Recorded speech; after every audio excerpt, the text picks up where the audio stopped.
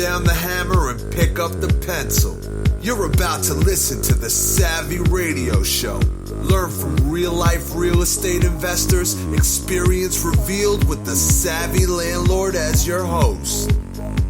Well, let me introduce our speaker of the morning then. We have Frank Craig, commercial loan officer from First Liberty Bank.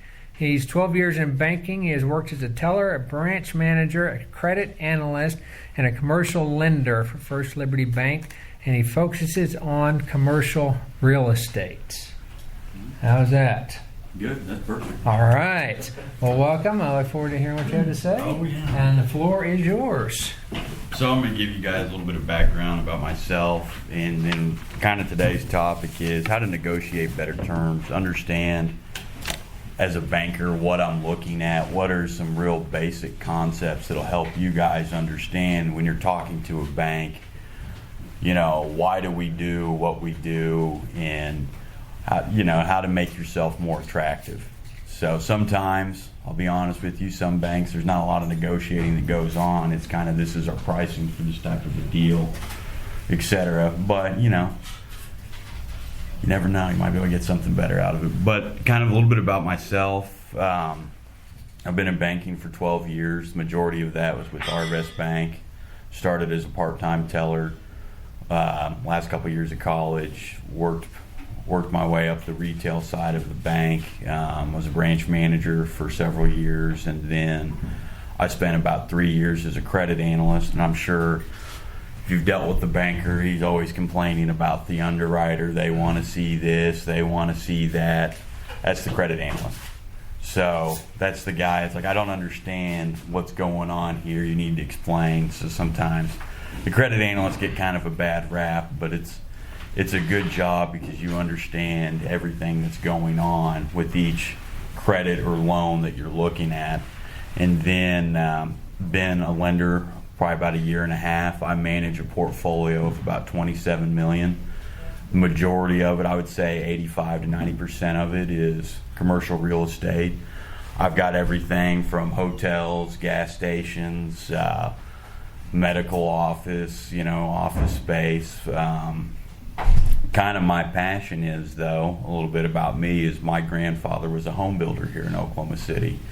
So I like, new home construction and buying holds and flips. That's just something that's kind of speaks to me. I like the kind of the renaissance of that urban core that we have here in Oklahoma City, and I think real estate investors have a lot to do with that. So, and from a lending perspective, I love you guys. Like, for the most part, I don't have any problems with my real estate investors. They, you pay on time, you get me what I need. When I call, you call back. These are all very important things. That's the biggest key right there is, hey, if I call you, will you call me back? If I need something from you, will you get it to me in a timely manner? And you make your payments on time. Those are real simple things. That's the real key to getting better terms is, how your performance is on those first couple of loans. Because to be honest with you, if you're doing something with a new bank, you don't know them, they don't know you, you're probably going to pay a higher loan origination fee. Your rate probably will be a little bit higher than our best rate because, the best rates go to the best customers that we know the best. And that's the hardest thing to understand when you're underwriting. I can look at a piece of real estate, you can show me your plans, and I can understand, I can look at your financials and see, how much cash you have and what your cash flow looks like. But I can't figure out your character until I look at, we've done a few deals, and do you call me back? Or, do you pay on time? How do you operate? So those are some important things. But when we dive into, how do you negotiate? How should you be looking to structure deals? There's three concepts that I want you guys all to understand. The first one is the time value of money. This is a real basic financial concept. There's a whole degree on it. $1 today is worth more than $1 tomorrow. And that is applicable in this situation is how much cash you put in on the front end of the deal will give you more leverage to negotiate better. So I'm going to show you, because the name of the game for you guys is you want to put as little cash into the deal as possible. So everybody wants 100% financing. Everybody.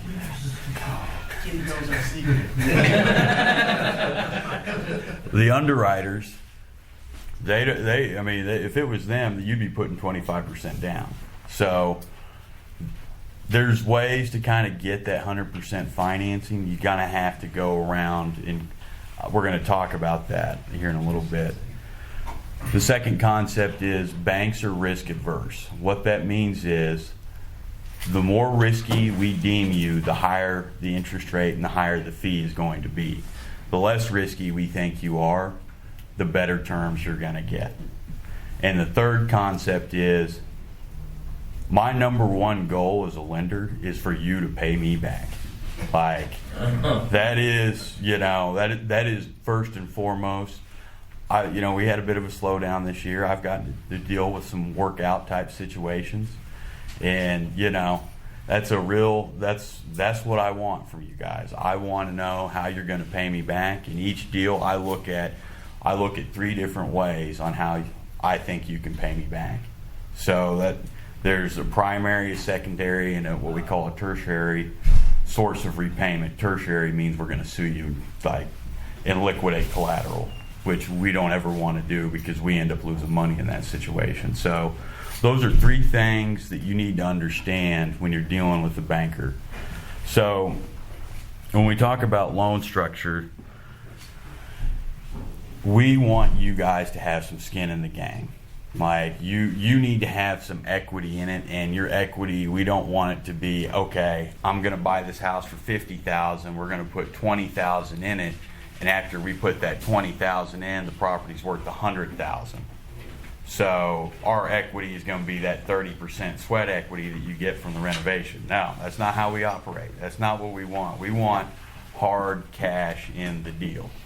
So when people start talking about loan to value and loan to cost, for some reason it gets confusing for everybody. It took me a while as a credit analyst to understand what in the world they meant by that sort of stuff. So in that example, if you're buying a property for $50,000 and you have $20,000 renovation budget to fix it up, and you think the after repair value is going to be $100,000, the way we set things up, and this is pretty universal for all banks, loan to value, if we did the whole $70,000 would be 70% because it's worth $100,000. That's what it appraised for.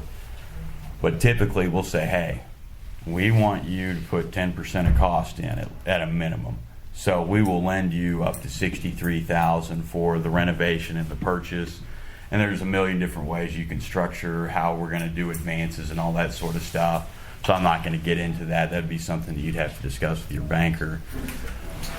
Most of the time, we do 90% of cost or 80% of appraised value. Usually, you guys, the 80% of value, if that's coming in to be a play on how much we're going to lend you, you didn't buy the house right. So most of the time, you guys are in that 70 to 75% loan to value. So that it's always going to be 90% of cost, and we'll typically do whichever is less. So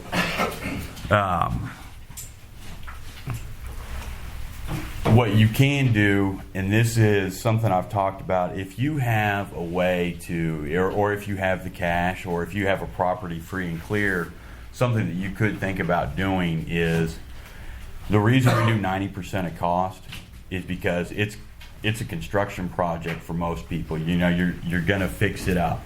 There's going to be that renovation period. So let's say you have a property free and clear, and you can get a line of credit against that property. So you do all this cash. So typically you can come back to us and say, hey, I want to do 75% loan to value. I've got a property that's already been fixed, that's rented.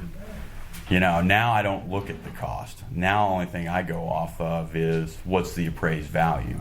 So that's a way that you can get around having to put capital or cash into a deal. Now, at some point, if you do enough with us, you're going to get the full underwrite from the big senior credit analyst, and he's going to see through that and say, hey, I want him to start putting cash into a deal.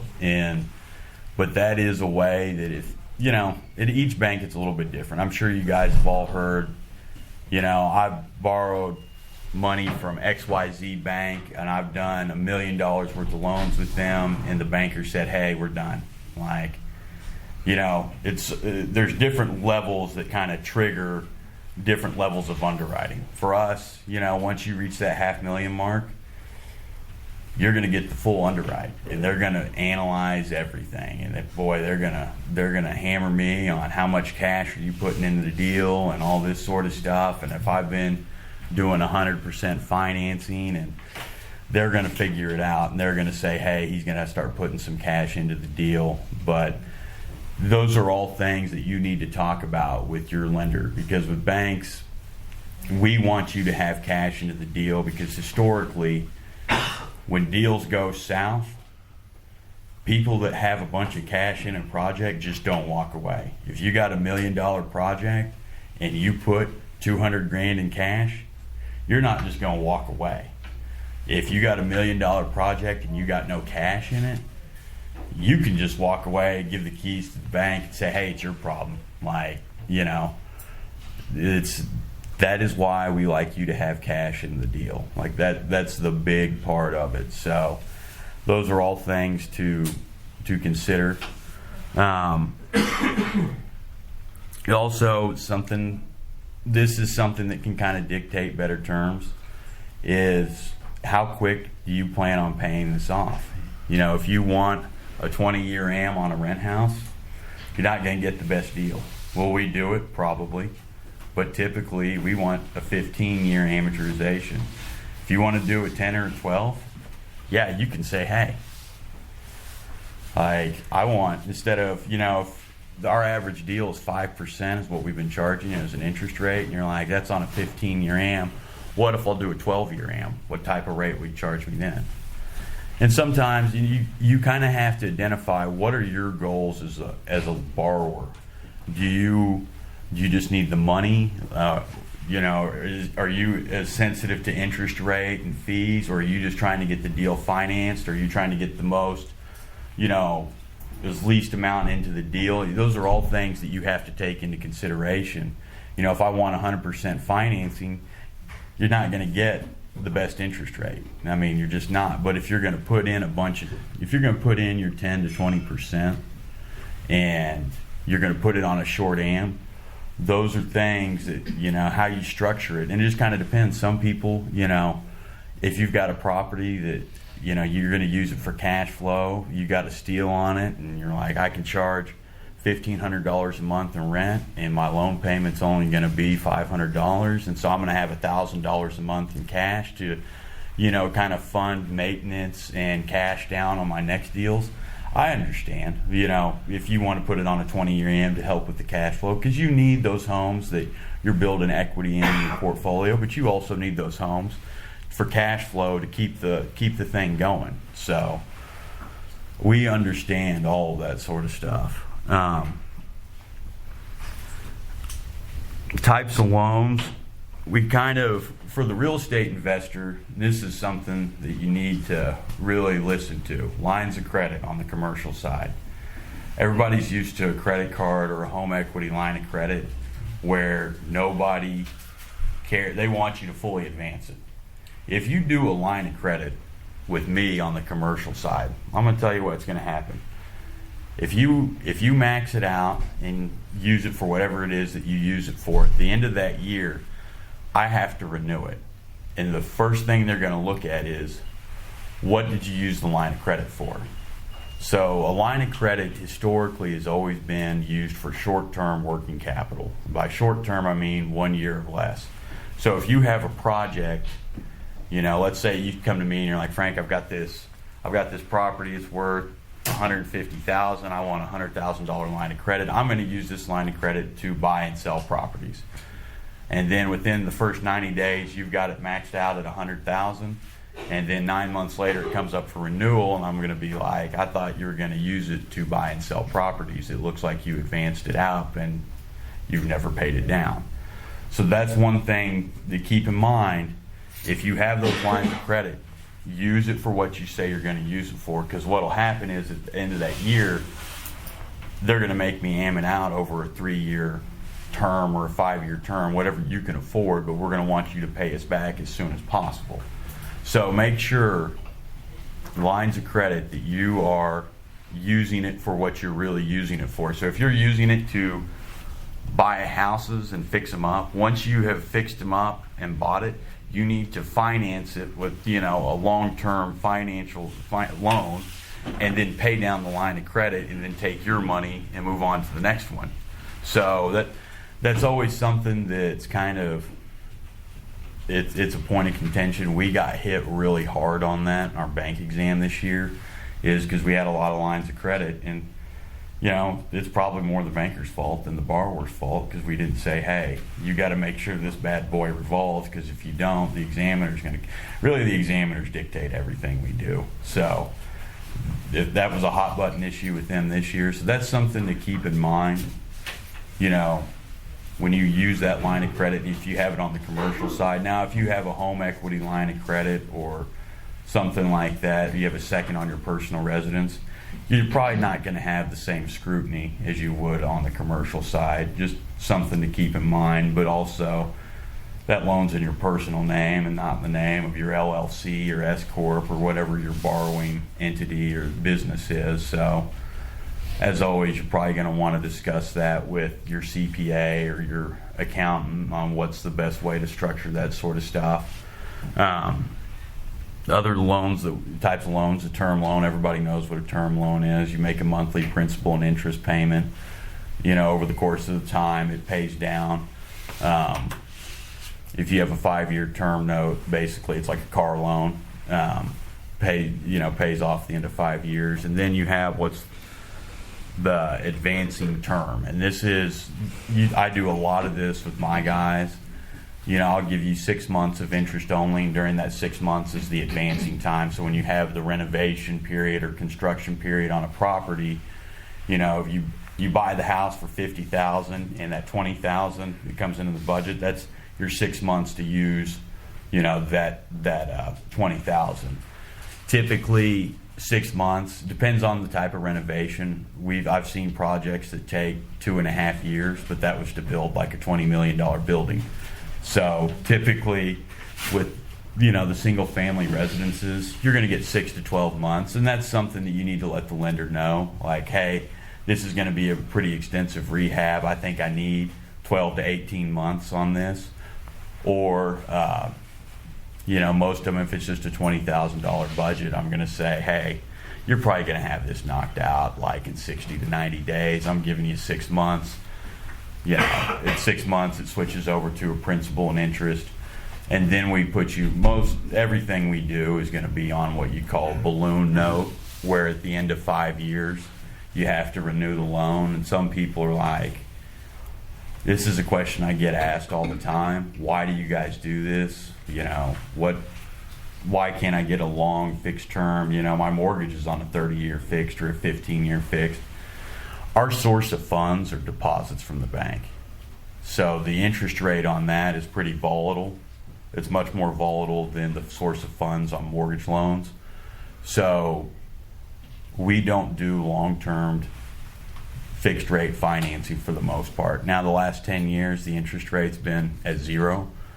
So a lot of people have gotten used to getting fixed rates. I'm telling you now, get it. If you're getting fixed rate financing right now, you need to get as much of it as you can, because in 6 months, I don't think a bank in town is going to be offering it, just because everybody is, interest rates are probably going to go up some this year. How much, I don't know. I don't think it's going to go up a whole lot, but I'm not an expert by any means. So, but that's a little bit on the different types of loans. The last thing I wanted to touch base, and this is, to be honest with you, one of the most underrated ways to really impress a banker is your financial statements. What type of records do you keep?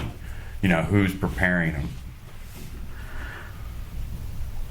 who looks at your financial statements? Everybody probably has dealt with a banker. It's like, oh, I want an annual personal financial statement, I want tax returns, and I want rent rolls. You guys have probably all heard that, and then I've even heard comments from guys that aren't borrowing from us anymore, but they still have loans. Why do you need all this? Like, I'm not doing anymore with you. Like, well, it's a covenant. It's part of the loan agreement. Every single loan, commercial loan, is going to have, we need to see annual tax returns and financial statements and rent rolls. First person that looks at it's going to be the loan officer. Like, that is, first and foremost, they're going to look at it and they're going to say, okay, he had a good year, he's making his payments, everything looks great. If you have a couple of late pays, or, if you have an operating account with the bank, and believe me, they're looking to see how much you have on deposit with them. So the banker, your loan officer is going to look at it, and the underwriters look at it. Information they're going to want to see, it doesn't have to be exact, but they want to know how much money, what's your cash flow. And so the problem is, especially with real estate investors, especially when you're in a growth pattern, let's say you bought 4 houses in 2016. You bought one in March, you bought one in June, you bought one in September, and you bought one in November. The way that a historical underwriter looks at those deals, when you go in and say, hey, Frank, I want to do a $500,000 guidance line. Well, I'm going to say, okay, I need a copy of your debt schedule. And you're going to show what you owe on those 4 houses. And then I'm going to say, I need your tax returns. And you're going to show me your tax return. And the tax return is going to show me that those 4 houses didn't make you a bunch of money in 2016. Because, you got to renovate them usually, and then you got to get them leased up. So half those, or 3 out of the 4 houses, you probably didn't get a whole lot of rental income out of them. And the one that you bought early in the year, you maybe got 8-9 months of rent income. But when we go to underwrite it, we're taking 12 months worth of payments on all 4 of them. So it makes it look like you've lost money. So typically what we do is we rely a lot on your rent rolls. So that's why those rent rolls are so important, because that tells me what is your real cash flow. This is how much I'm collecting in rent. This is, what my monthly payments are. This is what the value of my portfolio. This is what it appraised for. This is what I owe. It gives me an idea of how much equity do you really have in these properties, and what's the real cash flow look like. And most of the time, if you can afford it, get a CPA to prepare those for you. Because I'll tell you, once you get big, like banks, the more money you borrow, the more scrutiny they're going to look at, because there's more liability on our end. At Arvest, if you had $2.5 million in debt, it was a requirement. Like, it was non-negotiable. We wanted CPA audited financials, and we didn't care if it was going to cost you $20,000 a year. If you weren't going to do it, we weren't going to lend you the money. Now, these smaller banks like that I work at now, we don't have that type of an attitude, luckily for you guys. But having a third party, independent party prepare financials for you gives you a lot of credibility with the underwriters. Because it would be really easy for someone to falsify a rent roll. Well, I'm sure it happens all the time. I don't think anybody I've dealt with has, but from an underwriter's perspective, they're the most paranoid people in the world, and they don't trust anyone ever. So if you have kind of a CPA that's, and he'll tell, in front of all their financials, they give their opinion, and he'll pretty much say in his opinion, I just kind of put this together. I don't really, I didn't check anything. This isn't audited. But the fact that you were willing to go and have somebody else that's going to put their name on it gives you a lot of credibility. And that's a really big thing with the underwriter. So when you get to a certain point, and I'm not saying, hey, start now, like you need to be having CPA prepared financials, obviously not.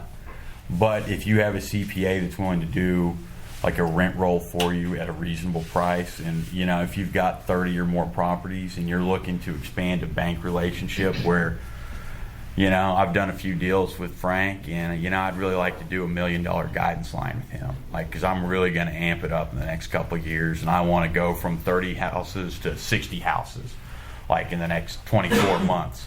You're going to need some capital, and you're going to need reasonable pricing, because I know the hard money guys, they ding you pretty good. We're cheaper than they are. They're easier to deal with probably than we are, but that's just something that you can do that you need to think about. If you can get a guy that's going to prepare you something for, I don't know how much it would cost, but if you could get it at a reasonable price, that would really help a lot of real estate investors, because this is the big problem I have. Once you hit a certain level, I've got to take everything into loan committee. And loan committee is a room like this, and we got a big table like this, and there's 20 people in the room, and 7 people are voting members. And I'm a voting member of our loan committee, and basically all the loan officers attack the loan. And they're like, this is what I don't like about it. He's got no cash.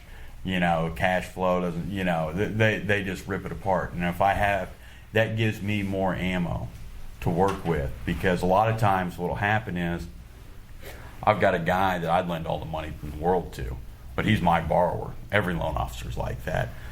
I got to convince everybody else.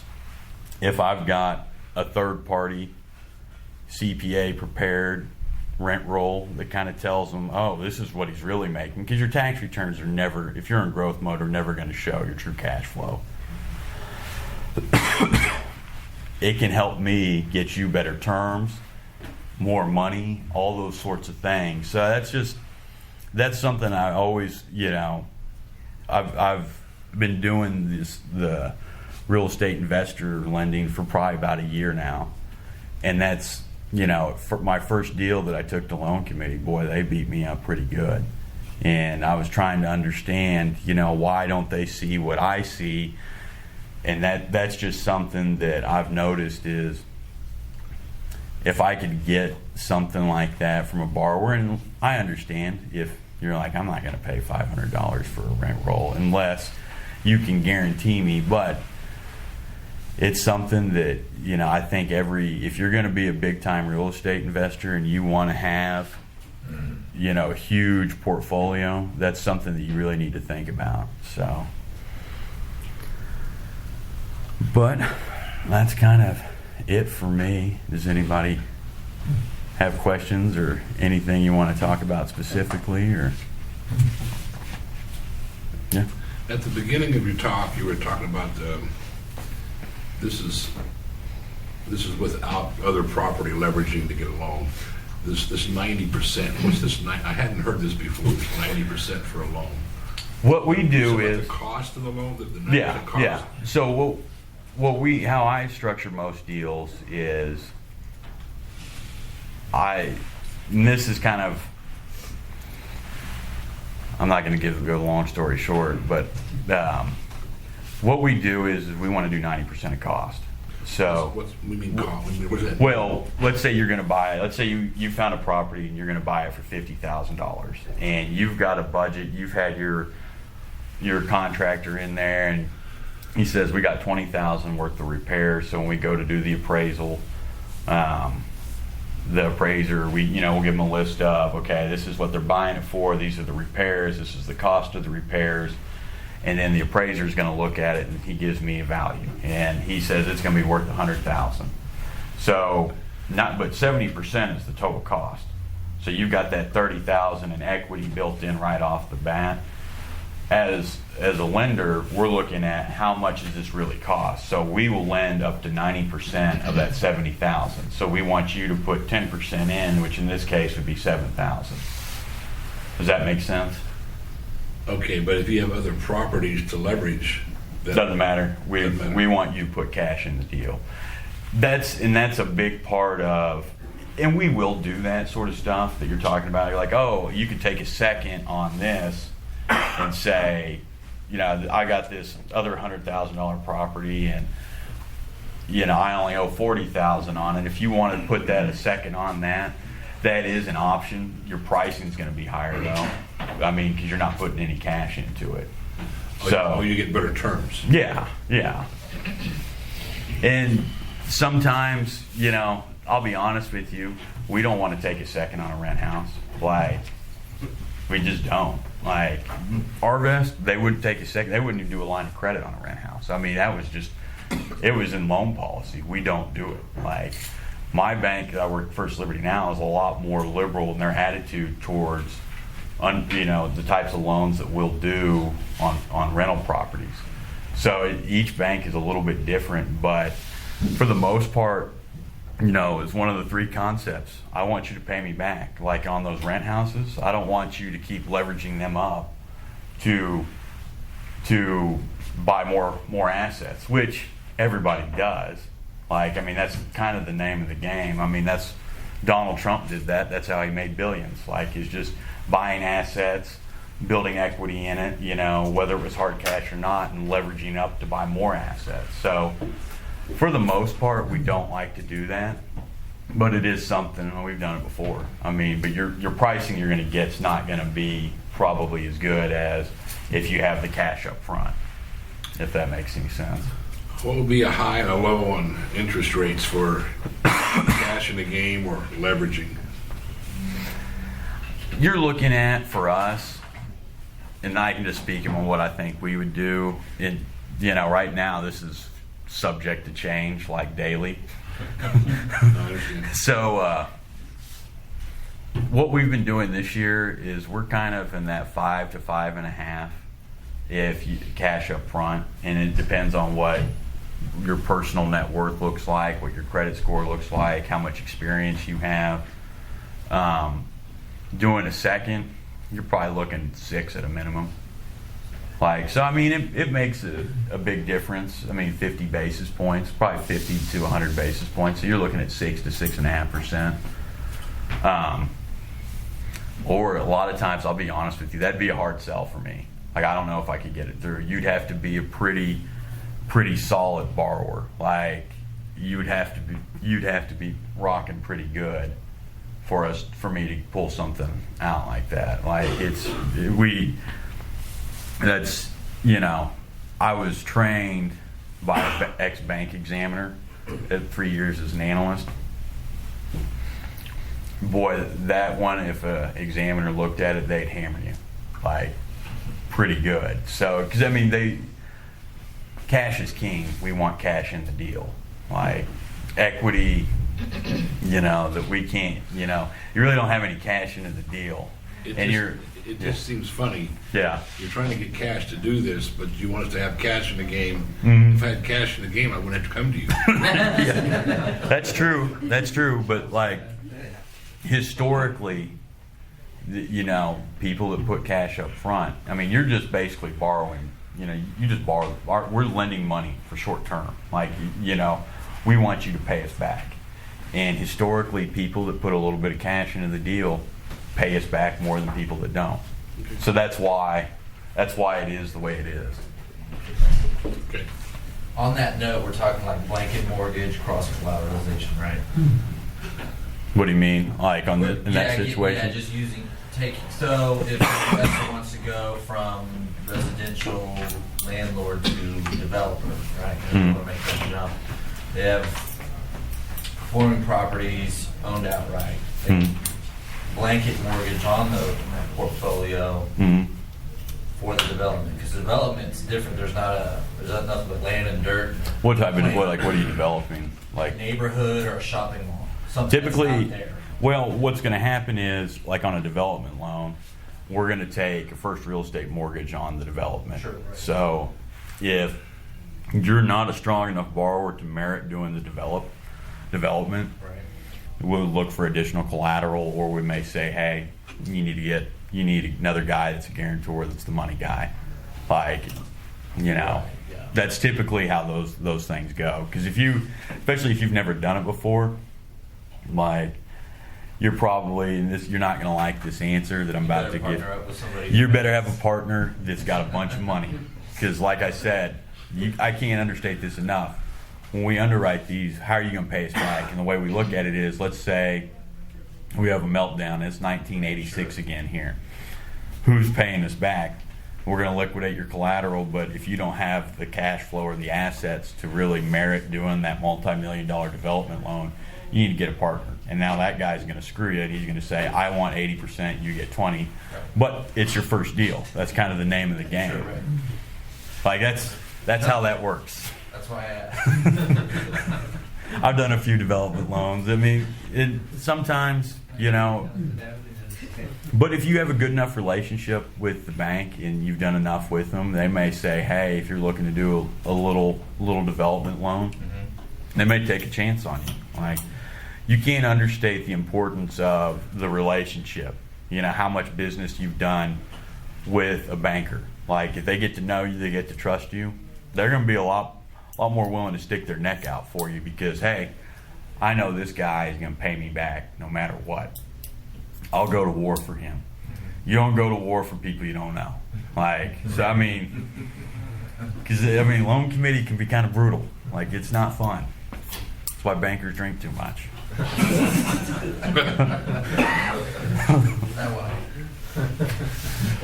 Well, that and you're dealing with money. So who wants to go first? Well, the size of the loan. I have a problem sometimes when I'm doing. I like $20,000, $30,000 houses, $40,000 houses, the cheaper houses. Does it matter? Oh, it doesn't to me. You know, I get a little bit of grief over that sort of stuff because I've got some guys that do that sort of stuff, and they try to help me out by bundling 2 or 3 of them together when they can. You know, but if you got a $30,000 house, you're going to make money off of it. It doesn't bother me. I mean, not every banker's that way, to be honest with you. I know some bankers are like, I hate messing with real estate investors. They're not big enough. I'd rather spend all year calling on a guy that I'm going to do a $6 million deal with and just have that one headache versus all the headaches. Because, I mean, these small loans, they're just as much work as a big loan, to be honest with you. So it doesn't bother me. Like, I'll do them all day, every day. I mean, but not everybody thinks that way. But I think we do have a limit. 5,000 or 10,000 is like our limit. So there is like a drop-off point where it's like, hey, it doesn't make a lot of sense for us. Just get a credit card or pay cash for it. Yeah. Go ahead. Is there some kind of a formula, percentage, whatever? Example, let's say you've got 5 houses, and just for numbers' sake, they're all worth $100,000. They're rent houses. They're all being rented. 3 of them have loans on them, and 2 of them are free and clear. Now, you want to go buy your number 6 house, you're usually in pretty good shape then to go number 6 because you've got some equity in the 3 and you've got 2 free and clear. Okay. Where's the tipping point of the leverage? Where is it that you're getting too leveraged that you don't want to? I mean, That's a great question. Is it 80%? Because you're at 60%. You're at 40% free and clear and 60 under loans. Is there a tipping point? You know, there is, and that's a really, really good question, and I can't really give you a straight answer, but I'll try. That's funny. It depends on how you structure things, to be honest with you. If you structure everything correctly, what I would do in that situation, if I was a real estate investor, you've got 3 with a mortgage, and then you've got 2 paid off. You've got $200,000 in equity sitting right there. What I would do is I'd find a bank that's willing to do a line of credit. And what I do is, you got that $200,000, right? What you do is, you keep buying, you use that $200,000, you buy the property, you fix it up, you rent it out. Then you go to a bank and say, hey, I want to do my long-term financing on this one with you. You take that money, you pay off the line of credit, and then you go to the next one. That's how you do it. You go one at a time, then maybe after a while you go 2 at a time. And, you don't, because there comes a time where banks will just say, hey, Well, see, if you do it that way, you get to 10 houses. Yeah. Well, now you've got 8 with loans and 2 free and clear. Yeah. Now it's looking weird to the bank? I mean, No, I mean, really it has nothing to do with what you're trying to grow. A lot of it is, as a banker, what I'm looking at is, what's your net worth? What's your cash flow look like? How comfortable? I don't care how many houses you buy. I only want to lend you $250,000. Like, that's our all in until I get to know you better. So a lot of it is, it's not necessarily anything that you can do. You have to, you better have relationships with multiple banks, because we don't want to take all the risk. So we may really like you. Like, I've got a guy, I love him. We've lent him a lot of money, and he wants to borrow even more. And I'm like, we're not going to lend you any more money for at least another year, because we just gave you a bunch. Like, we want to see how you perform before we go give you a lot more money. You just don't go all in on the first date. You know what I mean? Like, it's more of that than we don't like you as a borrower. It's a risk mitigation technique for banks. We don't want to have all your loans, if that makes any sense. We want to lend money to you, but we don't want it all, because if you go down and you've got $10 million in debt and it's all with us, like, we don't, banks fail over that sort of stuff. So what we do is we'll say, hey, we'll lend you $2 million, but you got to borrow that $8 million from other banks, because it's really a risk mitigation technique for banks. It's not that we don't like you. It's just, if you don't pay us back, we have a real problem, and it doesn't take a whole lot to bring a bank down. So that's why we're very, very particular. That's why we ask for all the financials, and part of the, we charge less than, the hard money guys, but there's a lot of work and thought that goes into underwriting each and every deal. So, and that's a big, there's not really an answer to that. Like, it's, how much money will we lend somebody? Well, how much money do you make? How much cash do you have? Like, we like people with a lot of cash. Like, and real estate investors kind of look at it as, why would I have $50,000 in a savings account getting 0.01% interest? That's stupid. Like, in your guys' minds, that's stupid. In our mind, that's great, because if this thing goes south, he can pay us off. Like, so. Well, the other side of that too is if we had 8 houses paid off and 2 with loans, we're getting beat up on taxes. I know. Because we're not developing the property anymore, and it's sitting there just collecting money. Yeah. And we get killed on taxes. We're better off with 8 with a loan and 2 with the other way around. And then we could have write our taxes off. But but that means you're making more money, though. You got more taxable income. You got to think like an underwriter. The best tax shelter in the world is make more money. Yeah. But then I wouldn't be an investor. Yeah, I know. But no, the bank understands all that. And a lot of it, really, each bank is a little bit different, but for the most part, it's not so much the number of projects you do that's going to limit you. It's how much cash, how much cash flow are you showing on your tax returns? Like, are you showing the capacity? Because, everybody has heard the stories about the credit card companies going on campus and predatory lending. That makes me look like a predatory lender if I'm lending money to somebody that shows no cash flow. And believe me, an examiner will come in and see that and be like, what the hell? Like, it's pretty, you got to lend money to people that show the ability to pay you back. So that's kind of why it is the way it is, I guess. Did you have Jasper, I wanted to know a little bit about interest only. interest only? So basically you're saying you're lowering the payment for a short period of time and you're going to the traditional Monthly principal and interest. Is 6 like the minimum? No, I mean, usually this is what I tell people. Like, I want to help you. Like, and last thing I want to do is put you on monthly principal and interest payments before you're ready. So typically, when I sit down with the deal, I'll look at it. It depends on the renovation. Like what all you're doing. Like if it's a pretty standard, hey, we're going to slap a coat of paint on, we're going to change out some countertops, we're going to put in some carpet, you know, we're going to do a roof, stuff like that. I mean, you're probably going to knock that out in 90 days. If you're not knocking it out in 90 days, I probably won't lend you money again. So, like, I expect you to kind of get the ball rolling and get it done, because you need to get it leased up so you can start making money. But I'll say, okay, 6 months enough? Are you good with that? And I'll say, oh yeah, I'll have it done, you know, in this amount of time. Now, you know, if you've got like a pretty extensive rehab, like we can go 12 months pretty easy. You know, anything over 12 months for a rent house, like, I mean, you're going to have like a mansion, like.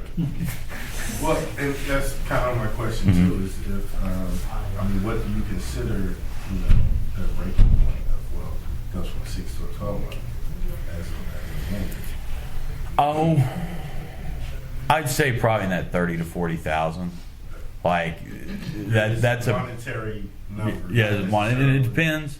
You know, there's historic districts, and you know, if you got a house in a historic district with like a $30,000 or $40,000 budget, you know, I'd be much more willing to go 12 months on something like that versus, hey, I got this house, like this is going to be Section 8 housing. Like, it doesn't take 12 months to renovate a Section 8 house. We all know that. So, you know, which I like Section 8 lending. Like, I don't have any problems with that. Like, some banks won't. Like, I pretty much will lend anywhere in the Oklahoma City metro. But, you know, it just kind of depends on how long you think it's going to take. Now, if this is your first deal and it's a pretty extensive rehab, I probably won't even do the loan, to be honest with you. But it just kind of depends on what you're doing and how long you think it'll be. But a lot of it, I will let the borrower dictate. Like, you know, hey, I think I'm going to need 12 months on this. And I'll say, okay, all right, that's fine. But after that, it's pretty much principal and interest. And, you know, if you get it done early and you're like, hey, I want to start making principal and interest payments, like after 90 days, we can go ahead and accelerate that where you're making principal and interest payments if you want to. I mean, a lot of it, I just kind of let the borrower dictate what they want to do. And a lot of times, you know, to be honest with you guys, I kind of expect you guys to be the experts on, you know, what you're doing. You're the ones. I'm not a real estate investor. I don't know what the best. I mean, I do enough that I kind of know a little bit, but in my mind, you're kind of the expert in the deal. Like, if you think it's going to take this, I trust you in doing that. Like, you know, now I made sure, you know, what I'm looking at is, do I think you're going to pay me back? Do you make enough money, or, you know, those sorts of things. But kind of the creative aspect of what you're going to do to a project or a property, you know, you're the expert in that area. So I kind of defer to the borrower in those situations. So, but I'd say over 30. If it's under 30, it's kind of a hard sell for me. But I'm not saying I couldn't, but that's kind of when I'm like, yeah, okay, I'll give you 12 months. And if you're, you know, in a historic district where you got to do some unique things, you know. Any other questions? So obviously, if we have retainage or an emergency fund is deposited in your bank, that certainly is a benefit for. That's another thing, you know. Banks, you know, we like it when you have your deposits with us. Like, one, I can see how much money you do have. Like, but you know, it also helps. And this is what I tell everybody. You know, don't go over budget. Like, if you do, you need to pay for it, because if I have to go back into committee and ask for more money for something, you're going to look bad, I'm going to look bad, and it's really hard for me to lend money to you again. So, and I have that conversation at least once a month with somebody and says, you know, and it depends on the situation. If there's like some great unforeseen, you know, you had some $20,000 hiccup that no one could have foreseen, that's a little bit different than we spent a little too much money on the granite and I need, you know, $3,000 more. Like, in my mind, it's like, you need to come up with that money, like, not me. Like, so, but yeah, having deposits, like, that's, and wherever you've got your deposits at, you better be negotiating the best terms. Like, 'cause that's, that's a big deal to a bank. Like, to us, that's a huge deal. So if you have deposits with us, like, that helps me, because I can say, hey, this is our guy. He's got his operating account with us. Like, it helps me quite a bit when I'm to go, because I have to go in and, state my case, and it's like, well, we're kind of his second or third bank. He really likes, Bank X over there, and then he's got all his deposits, and that's most of his debts over there, and they're full up with him, and they don't want to lend him any more money, so he's coming to us because he needs more money to keep growing. So, but if you'll move, and it doesn't even have to be all of your deposits. I mean, something where, you've got a little bit of money there, it shows some loyalty. Like, it's a two-way street. Relationships are big, like, What's up? I don't know if we're running out of time. We've got a couple minutes. All right, I'll do lightning round, so short answer if possible. Yeah. Sound good? Yeah. Seller carryback. So if I can get the seller to give me a 5-year on that 20-30% down, Mhm. you guys don't care, you hate it, you like it, what? Depends on the deal. Okay. Long answer short. Sure. We do it? Cash Yes. is kingdom. Yeah, But it's doable. It's doable. Yes. Cool. Very good. What's the cost of your lines of credit for renewal? It just depends if you're using it or not. We have a line of credit, and you don't use it, Right. 25 basis points If maybe. I'm doing 70% up to it, drawing out 70% and pushing it down. And If you're revolving it like you're supposed to and using it, yeah. just the dock fee, like $120. You guys don't come out and reappraise whatever it's tied to or anything? Not every year. I mean, at a certain point in time we will, but not every year. Okay. It depends on market conditions. Like if it was right after the mortgage crisis, Right. and real estate prices went down, Yes. yeah, we're going out and we're going to reappraise that probably every year for a few years. But Oklahoma City market's pretty stable. Okay. Like there's not a lot of, and everybody knows that there's not a lot of this. It's just kind of like this. Yeah. Like we don't do it every year. Okay. So you're, barring the unforeseen, you're probably good for 3 to 4 years, maybe 5, like on appraisal. Sweet. Subject to, so if the sellers are willing for me, if I'm able to step into their existing mortgage with you guys Mhm. and take over that and wire transfer title and everything, you guys don't care, you get a notification like, it's against our mortgage agreement. Oh, and what now? So if I'm able to step in as and assume the existing mortgage on, let's say, a multifamily Yeah. property, do you guys care for that sort of thing? You're like, whoa, let's. It probably needs to be underwritten. What'll happen is when you do something like that there's a clause in every promissory note that it's due on sale clause.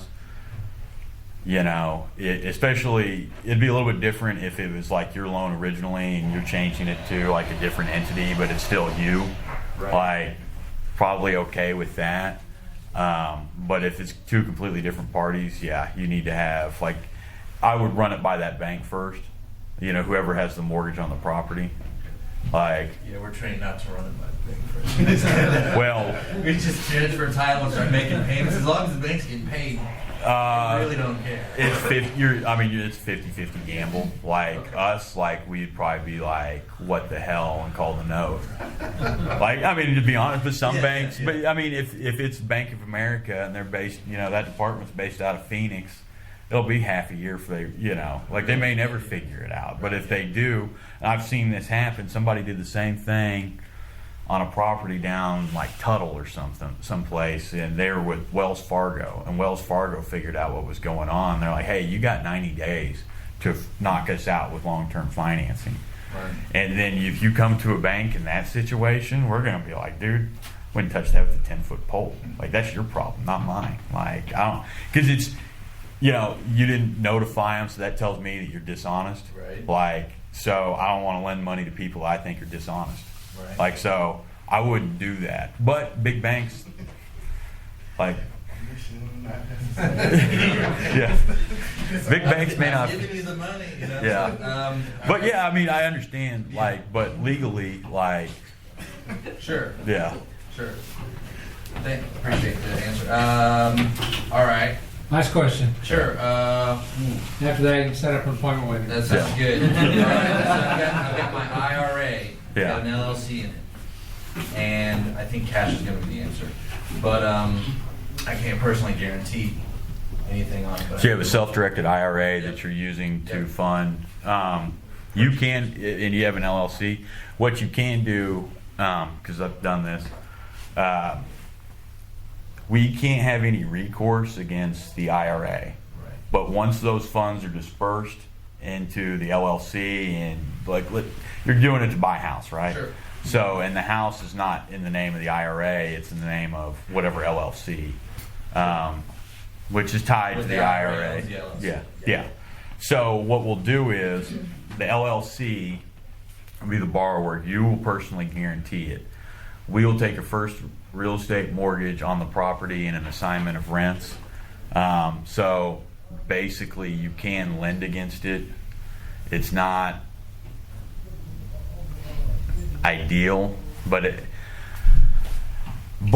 we can't have any recourse against the IRA. So basically, yeah, if you quit making payments, we can foreclose on the property and liquidate it and go after you personally, but we can't touch your IRA. Great.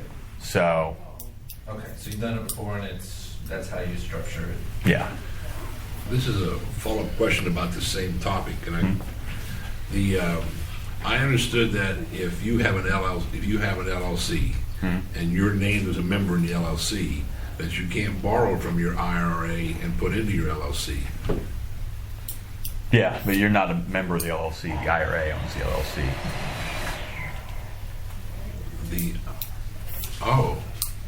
You're not actually the owner of the LLC. The IRA is, you own the IRA. The IRA has its own LLC. Yeah. Yeah, it's Okay. what do they call that? Remember Checkbook, IRA is one. self-directed IRA. Self-directed IRA. You can still borrow from your IRA and put it in your LLC and just gotta pay it back. Yeah. So basically, anything that you make off that house has to go back In the IRA. to the IRA. But you can borrow against those assets. I mean, it's the same concept of if you have a self-directed IRA with Fidelity and you go buy stock in, Chesapeake, and Chesapeake goes under, you're not getting your money back. It's the same thing. Like, the value of the assets that you buy can go up and down, and if you declare bankruptcy, they can go after that asset and they can go after you personally. They can't go after the IRA, though. There's no recourse against the IRA. So you have a self-directed IRA with your money in it. Yeah. And then that can loan to your LLC, Mm-hmm. which is also, that's got your name on it. Mm-hmm. No, the LLC you don't own the LLC. The IRA owns the LLC. That's the self-directed LLC. Yeah. So what everybody think? Good information? Thanks for listening to the Savvy Radio Show. Glide online and listen to our other motivating episodes at SavvyRadioShow.com. Connect on Twitter @LandlordBook and always be buying assets.